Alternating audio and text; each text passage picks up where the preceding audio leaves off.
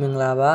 ဒီနေ့ project လေးကတော့ကျွန်တော်တို့အကုန်လုံးနဲ့ရင်းနှီးပြီးသားဖြစ်တဲ့ project လေးပဲဖြစ်ပါတယ်အဲ့ဒါကတော့ mini security system လို့ခေါ်ပါတယ်လိုအပ်တဲ့ပစ္စည်းကိရိယာတွေကတော့ Arduino UNO keypad ရဲ့ပြီး servo motor ပေါ့နော်ကျွန်တော်ဒီမှာ servo motor ကိုအဲ့ဒီ logs အနေနဲ့အသုံးပြုမှာဖြစ်ပါတယ်ပြီးရင်တော့ password မှားတဲ့အခါမှာ share ပေးဖို့တဲ့ browser ကိုအသုံးပြုမှာဖြစ်ပါတယ်ပြီးရင်ကျွန်တော်ဒီမှာ LED နှစ်ခုပါနော်အနီနဲ့အစိမ်းပြီးရင်တော့ breadboard အကုန်လုံး connect လုပ်ပြီးတဲ့အခါမှာ program ထည့်မှာဖြစ်ပါတယ်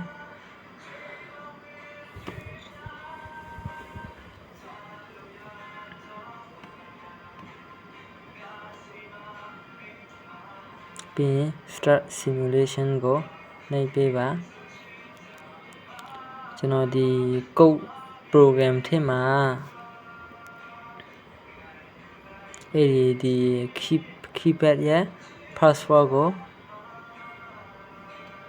ကျွန်တော်1 2 3 4ဆိုပြီးတော့ထည့်ထားပါတယ်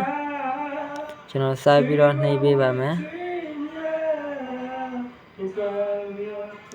1 2 3 4 hash အဲ့ဒီ hash က enter ဆိုတဲ့ပုံစံနဲ့အဲ့အချိန်မှာဒီ servo motor လေသွားတာပေါ့နော် lock on ဖြစ်သွားတာပေါ့နော်နောက်တစ်ချိန်ပြန်လုပ်ပေးမှဖြစ်ပါတယ်အဲ့ဒီအချိန်မှာအဲ့ဒီ servo motor ကိုကြည့်ပေးပါကျွန်တော် password အမှားအခုစမ်းကြည့်မှာဖြစ်ပါတယ်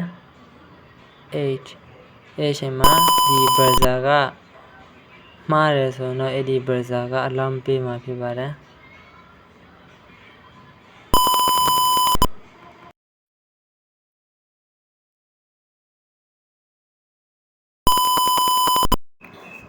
ကျွန်တော်တို့ဒီ project ကိုအိမ်တကားရုံခန်းစက်ရုံလူဝင်ခွင့်မရှိတဲ့နေရာတွေပေါ့နော်